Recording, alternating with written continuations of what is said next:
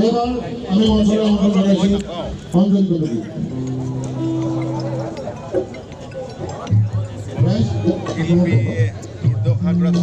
committee অনাহাৰে অনিদ্ৰায় অভাৱে অভাৱে গুচি গ'ল আমাৰ পৰা বিদায় ল'লে অৰ্থাৎ ইমান প্ৰেম আহি গ'ল নে শিল্পৰ প্ৰেম শিল্পৰ আৰু আমাৰ মাজত উপস্থিত হৈছেহি বিপ্লৱী শিল্পী মহেন্দ্ৰ হাজৰিকা